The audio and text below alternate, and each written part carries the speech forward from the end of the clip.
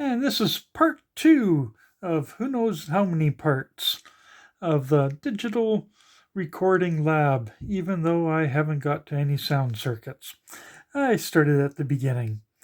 So part 1 covered some of the earlier circuits. This one is circuit number 12. And I'll be doing 3 or 4 circuits at least for this one. And it's basically designed for kids 10 and plus so they can learn about electronics. And if you watch part 1, you'll see my comments about a tiny bit on the manual for this. But let's get into this one. So I've got the battery over here. I've got it connected up to the 4.7K resistor, which then goes down to the potentiometer. The potentiometer is connected to the NPN.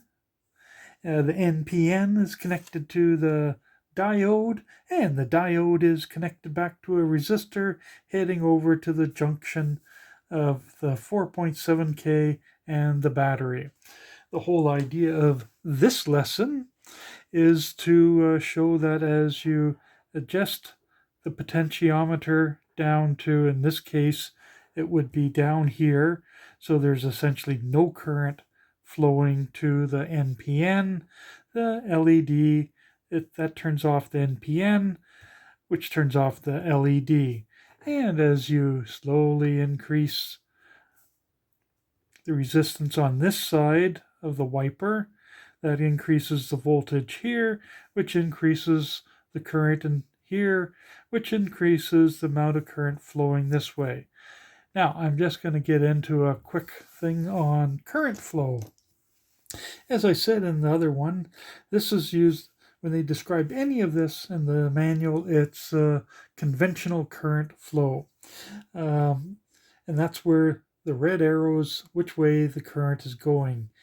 If you go by electron flow, it's the opposite. So electrons come out here, go wiggling around here, through the NPN, through the LED, back through here, and over to the positive. So it's not a big deal for a 10-year-old to be learning one way or the other. So let's get on to the next circuit. And the next circuit is going to be this one here, where I have the photoresistor in here, and of course as you cover it up, it changes how much current can flow here. So on to that one. So here it is all set up. Essentially battery going to the photoresistor, also to the diode. The diode then goes through a current limiting resistor, which then goes over to the NPN transistor, and then you've got your bias thing 4.7K1 over there for this part of the circuit. So the whole idea is that if you've got light, the photoresistor is lower resistance, and hence current flows through it, either which way, and the NPN turns on. When it turns on, current flows through the LED, and it lights.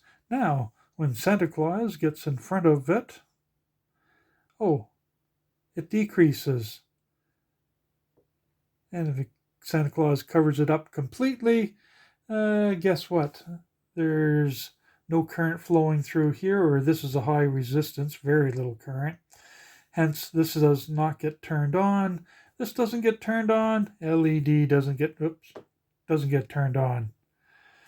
So that's it for this one. Teaching another just about the photoresistor. And on to the next. And the next one will have the blinky stuff.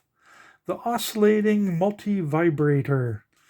Essentially, you've got two NPN transistors, some capacitors. I'll have to fill in the values, and then the resistors. So I'll set that one up and demo it. And here it is all wired up, the oscillating multivibrator.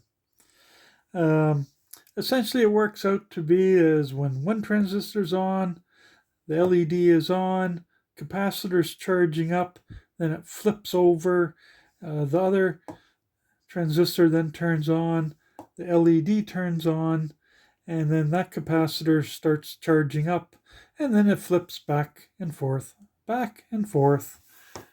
But this is actually a pretty nice kit for showing it, because not having to do it on a breadboard, these things are incredibly simple to hook up.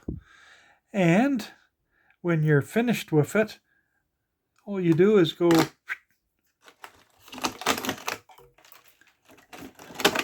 for taking it apart. And they might say doing it more gently, but there, and then you can start the next one. So, on to the next one. And finally, some sound. One nice thing about this thing is that they tell you where to connect the wires and the connection order. In this one, I didn't do it in the exact same order, mainly because I wanted to hook up power last. But all you have to do is follow along on the numbers. Hopefully you have enough wires of the right length, and you can connect it all up. So basically it starts off with your, as in the previous one, an oscillator. And on the output of the oscillator, you've got decoupling, well, not decoupling, capacitor to filter out the DC and only let the AC pulse come through to the speaker, which is over here. And I've done a nice little white wire for the signal wire. So this is the first sound circuit. Not making a lot of noise, but LED flashes, sound comes out, so this circuit works. Kind of cute though. Now, let's see if there's another one I can do on this video.